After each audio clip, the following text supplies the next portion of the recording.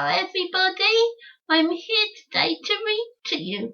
Well, not actually read as I can't yet, but I have remembered all the words, so I'm practicing on my own.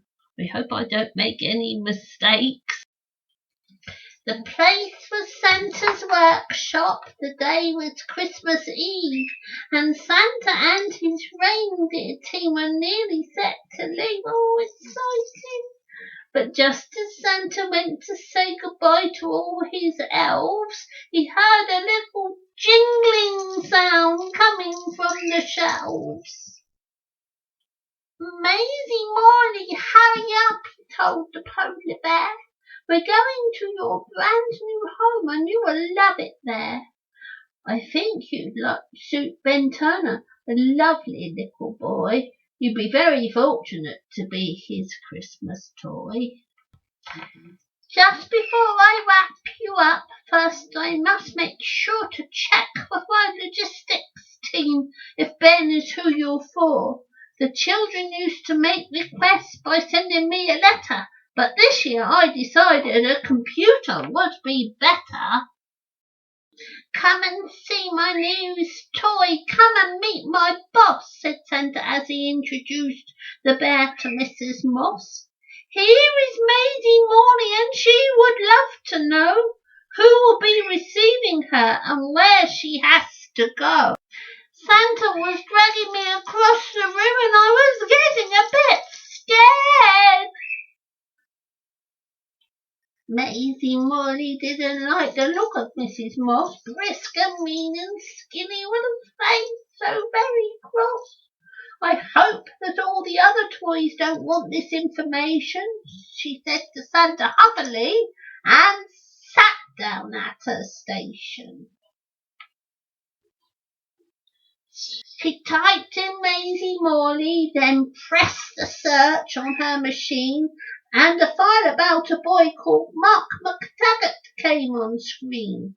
Maisey Morley quivered as she leaned in for a look, and the bell inside her woolly hat jingled as she shook. It said he was an only child, the son of millionaires. He'd eaten all his Brussels sprouts and even said his prayers. His manners were quite wonderful. He never made a noise. He spent his playtime reading, and he rarely played with toys. Maisey Morley gasped when displayed upon the screen was the biggest range of teddies that her eyes had ever seen. There must have been 100, and they all looked very new.